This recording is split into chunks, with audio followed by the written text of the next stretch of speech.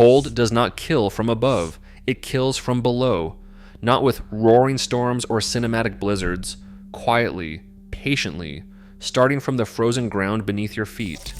And more than 1,000 years ago, the Vikings understood this when almost no one else did. They beat winter not with endless firewood or massive hearths. They beat it with a hidden engineering system buried beneath every longhouse floor.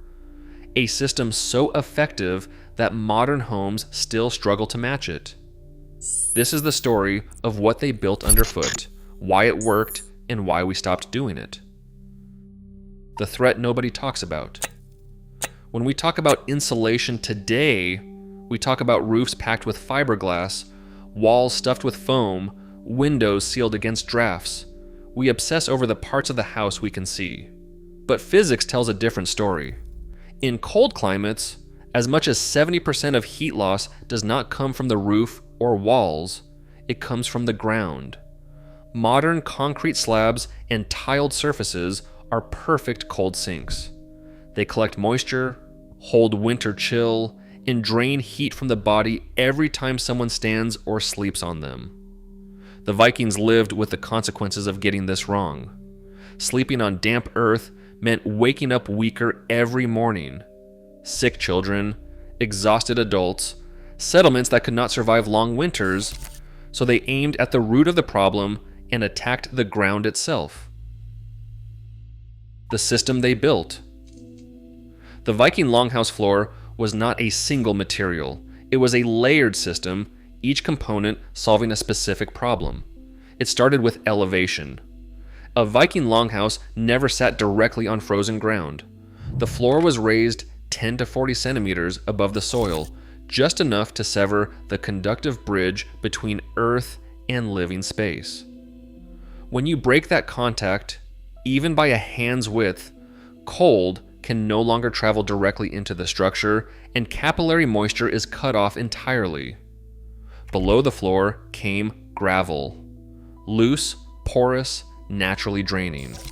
Gravel allowed moisture to escape downward rather than seep upward. On top came a leveling layer of sand, stable and effective at distributing heat without trapping water. Then came the stones.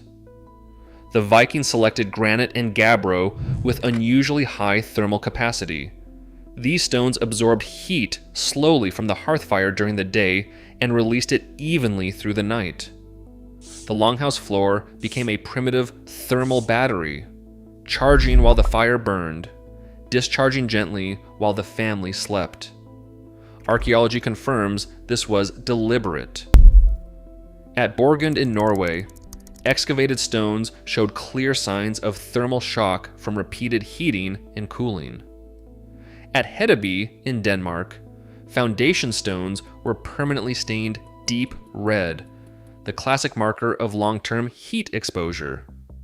At Jorvik in England, researchers found ash beneath subfloor stones, evidence of heated rocks placed specifically to radiate warmth through the night.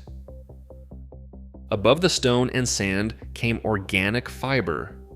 Straw formed an insulation layer that slowed heat transfer and kept the floor soft underfoot. Reeds and rushes added moisture resistance, keeping the layers beneath dry even in the wettest months. In winter, families thickened this layer for a denser thermal blanket. In summer, they removed a portion to let the floor breathe. It was modular insulation, centuries before the concept had a name.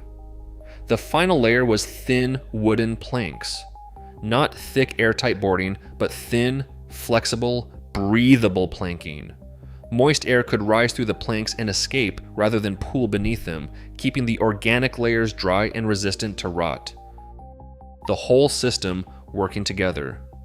The floor worked as part of a complete thermal organism. The turf roof, 30 to 70 centimeters of earth and intertwined root systems, absorbed heat during the day and resisted freezing winds at night.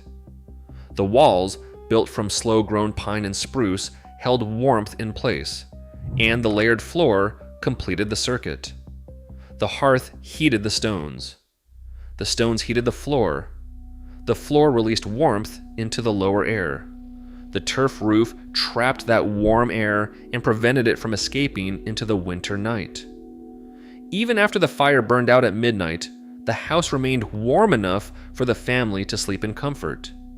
This was not coincidence. It was a passive heating engine powered by stone, wood, soil, and air. Where modern architecture gets it wrong. The most common floor in modern construction is a concrete slab. Concrete draws heat away from the body faster than stone or wood.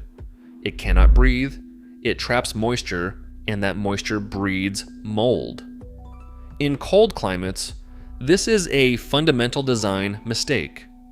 Modern insulation focuses almost entirely on walls and ceilings, while ignoring the direction where the majority of winter heat loss actually occurs.